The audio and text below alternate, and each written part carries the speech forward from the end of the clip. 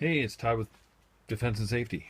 Um, I got an obsession with lubricants, as you can see, and I thought I'd maybe talk a little bit about what I like and don't like about some of these, or what uses I use these for. So, I have AR-15 type rifles, a lot of police or military style pistols like SIGs and M&Ps and Glocks. Um, a few revolvers, 22 rifles, 22 pistols. So this is some lubricants that I've tested out over the years and have come to kind of apply different uses. So the first one, which is pretty popular, is obviously CLP, break free. This is a Safari Land brand, but there's their brand as well. It's all the same stuff, and they most oil-based lubricants are saying they're both a cleaner, a lubricant, a preservative, and that's what I think it's a great product for.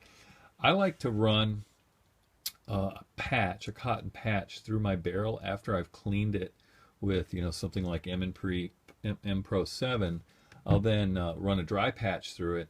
Then I'll run a patch soaked in this through it and let it sit for a few minutes. And I notice you'll sometimes get a little more grit out of the grooves, a little bit of more, the patch will turn gray. So I like to run that through a few times, let it sit, and then run another dry patch through. And I think I don't know, I've gotten in the habit of doing that. That's primarily what I use this for. I don't do a lot more with it than that. I will use it as a lubricant on a gun. I just don't always do it. So that's that one. A really great gun oil, I think, if you're looking for a general, is the M Pro. I like all their products. I use the cleaner. That is the most amazing gun cleaner out there. It's very friendly. It doesn't hurt your hands. It doesn't hurt the environment. You can use it on knife blades to degrease them. It's very clean feeling. It doesn't leave any residue. I love their products. And their gun oil is a great gun oil. I don't believe it's synthetic. They say it's a combat ready lubricant with cleaner. I use this again, typically on where most people would use it as a lubricant. I like it on handguns and on rifles. So this has kind of been the oil I've been using the longest next to this. I guess that's what this is too. Oh, this is bore gel. Sorry. Get that out of there. Okay. So the next one that I started using is this EWL Extreme Weapon Lube Slip 2000. I heard that the military is using this. I know they use this as well, but I heard that this is something that they started to adopt. And this is a synthetic weapon lube. It's clear, and I like it. I want to like it. I'm not sure I do like it. I've used it on a few guns. I shoot IDPA, and I tried using it on my 1911, and I felt it was not as slick as using a straight oil like this. So it seemed to dry out sooner. I don't know. Jury's still out on this, so I'm not 100% certain what I'm going to do with this. But I've heard good things about it, so I got some. I actually got a little bottle with an AR-15 that I bought, an LWRC. So I thought, well, if they are recommending it, I'll try it. But I do use it on that, and that has the nickel boron coated barrel and bolt carrier and trigger group. And to be honest, you can strip it with the MP Pro 7 and dry it off, and it feels like it's lubricated. So they even say you can run it dry. So I use just a little bit of this on my on that rifle, and I've tried it on my other rifles, but I haven't shot them. This is the Blue Lube by Benchmade, or Benchmade labeled. I don't know if they're producing it. And of course, I use this on knives. Seems to work well. I don't know if it's synthetic or what. It is blue when it comes out. Benchmade thinks it's a good lube for their knives. They know knives. I use it on most knives. I'll use this, and sometimes I'll use a dry lubricant. And so it just depends on the knife. I like on my Emersons to use this. Seems to give really slick them up, and on most other knives I would use this. Um, I will say on my, I just took this apart and cleaned it, and I used the lithium grease, the Wilson on the washers there. But we'll keep moving on here. Rem oil. I bought Rem oil just because I wanted to own some. It's extremely light. It's got Teflon in it, so it is a little bit like a dry lubricant.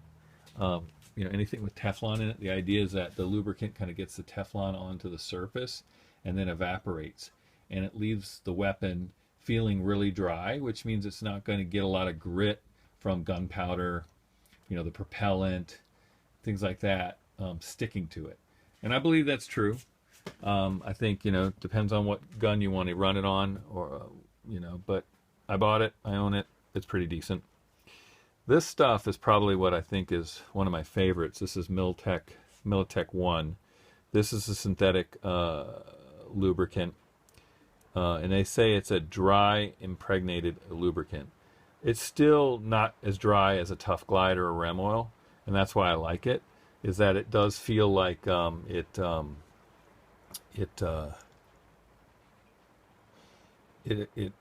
provides lubricant, but it's also got kind of this, it's like a best of both. Now, what they say is that you heat the metal up and you put this on it, and it'll impregnate the metal and give you lubrication kind of built into the metal. So, getting the gun up to operating temperature, or using a heat gun or something to heat it up a little, and then apply this, it opens up the pores in the metal, and then it can get in there, and then it can provide a little bit longer lasting. And then lastly is not lastly, but this Tough Glide. I do like this. I like to use this like within the trigger, like on a Glock. Here, I'll just show you real quick here. Safety check this. So because what I don't want in the action is a lot of extra lubricant. So right in here, right there is where you want to put a drop, and maybe right on top of there, I'll put a little drop of the dry lube in there, because I feel like I get good performance out of it. It's not a real high friction area, and the dry lube then doesn't kind of gunk up that area after you've shot it a few times. So that's where I might use that on just that part of a gun. This is another one. Now, this came with a SIG that I bought recently. A small sample came with it. And I thought, well, if SIG's recommending this, why don't I look at that? Now, this is a synthetic grease. It's thinner than this type of grease. And you really got to shake it up, or it will come out a little lubricated. But it goes to minus 90 Fahrenheit to 450 degrees is the temperature range. It's non-toxic, environmentally safe, non-flammable. And I've been pretty happy with this. They say you got to really knead and shake it up. I think I like this a little bit better than this, but the jury's still out. I haven't kind of cleaned a gun and re-lubed it and used it enough to really know. This I used to use a lot more, this white grease. Like on my 1911, I like to use it just because the tolerances are tighter.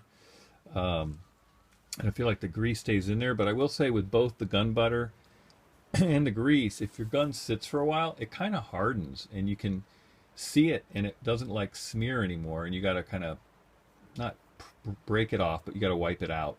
So I think if you're gonna lube a gun and go use it, and then you're probably gonna clean it again, I like using these two, because I'll notice I used to use this gun butter more on polymer guns, and this more on metal guns like SIGs and 1911s. And I think they're great products, but like I said, you'll see it kind of dry on, and so that kind of got me away from that. And to be honest, I really think the best oil out here is something like this. It's a real oil. It works great, and you use it liberally, and it does what it's supposed to do. It keeps the gun lubed and running. So I've tried a lot. I think they're all good. And, depending on how you store your guns, and where you store your guns, and how often you use your guns, putting a light coating of you know, a real oil as opposed to a synthetic oil on the outside can obviously prevent types of rust and things. Most guns are pretty impervious to rust unless you're in a really moist environment. Some safes can build up moisture if you don't have like a heater bar inside them to kind of absorb the moisture, or some other type of product to keep the moisture absorbed.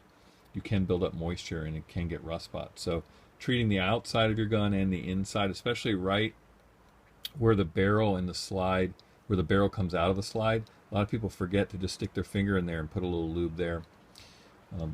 This is probably, you know, if I had to only pick one, I'd probably run that because it works all the time. You know, if your guns sit a long time, they're going to need to be re-lubed. You know, none of these oils stay are as good as when you first apply them. 6 months, it's either be gone or they're gonna kind of dry out. So that's another thing to remember, is that if you've got guns sitting in your safe, you're probably going to want to pull them out every 3 to 6 months and just kind of go through them, wipe them out, and re-lube them, work the action, and put them back in your safe. Because you know, or especially if you're going to go out and shoot them, you're going to want to kind of perform a little bit of maintenance on them. It's kind of like if you have a motorcycle in your garage that's been sitting all winter. You know, you shouldn't just fire it up and go ride it. You should inspect it. You should, you know, lube the chain. You know, check the oil.